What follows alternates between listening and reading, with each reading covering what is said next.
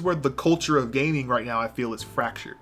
It's like you have one side who is like, we grew up with this. We've been through bad times in gaming.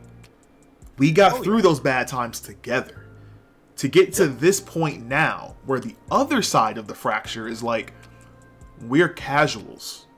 A lot of us only play one game. We only have time to play one game, or we only care to play one game. As long as that one game is out, we don't care about the in and outs. Not realizing that you playing this game with a day one patch because they know you're not going to care if the game works day one is a problem. Yep. And these franchises, these Call of Duties, these 2Ks, the Fortnites, let's call a spade, the Elder Scrolls, Skyrim. One hurts me, honestly, but yeah, it's true. Don't forget, now a lot of these companies go, well, you didn't want us to charge you for mods, so we'll keep it free. Why? Because you're fixing the game for us. Yep. Let's call a spade, man.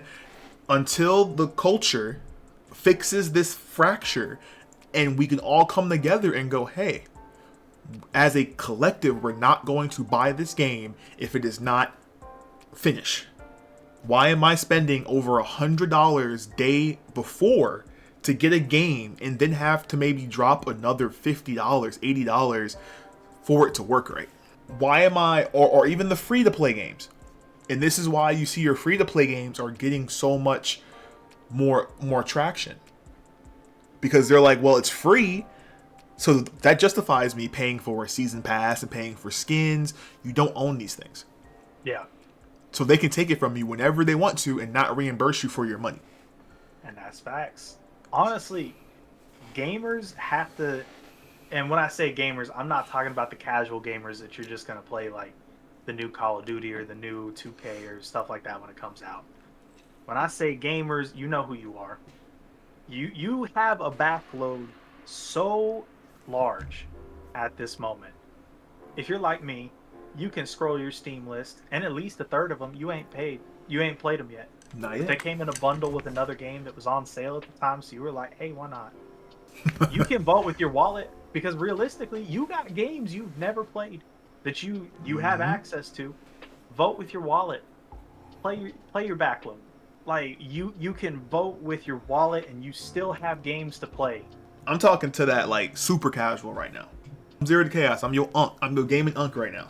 Because I understand the new Call of Duty is coming out in like a week. I want to be on that game too because I played the beta and it's smooth. Alright? But if this game is trash, if this game is not optimized, if this game is not good, don't just take it for face value. Go back to Warzone. Do something else. Go play something else. The money that is being thrown at this culture of gaming is huge. And you see it. Like you don't even have to really love gaming to see that, these video games are not what they were back in the 90s. Yep. These games are arguably have surpassed what movies are doing nowadays. Yeah. There are some games that are telling better stories than movies. 100%. And you know this because look how hard they're trying to turn these video games into movies again. Oh, I'm getting heated. I'm sorry, y'all. I'm sorry, chat. I'm sorry. I'm getting heated. But it hurts my soul, man. It hurts my soul because life be lifing for people, man. And we have Sony out here. Sony, I'm just gonna be honest, being honest. We have Sony out here who's about to release a PS5 Pro with no disk drive, and then require for you to get an attachment to run discs. And then don't get me started with the scalpers of the world who then go, well, I'm gonna buy all of the disk drives and charge you double, triple. Not just that, but the PS5 Pro that they announced, they can't even guarantee that it's going to run every single game at their target FPS that they're talking about. Right. But I'm going to be real with everyone right now.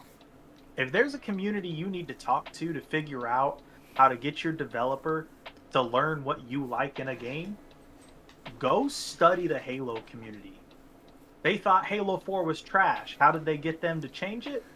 They stopped playing Halo 4. They went back to Reach. Yep. Went right back. They released Halo 5. People said, I don't like Halo 5 very much. 4 was better. They went back to Halo 4. Yep. Halo Infinite came out. They played it for a little bit. stayed there. They're like, it's all right. Went back to the Master Chief Collection. Mm-hmm. They just, okay, this one's okay. We're gonna go play your old game though. We like that one better. And every single time they're like, okay, that one wasn't good enough. We still need to change it. And they've made changes every single time because they're like, okay, they got after us because the Covenant weren't speaking. So from 4 to 5, the Covenant started talking again. Oh well, they still don't really like the new art style. They prefer the old. So what did we get in Halo Infinite? We got a mix of the two art styles. It felt a lot more like old Halo again.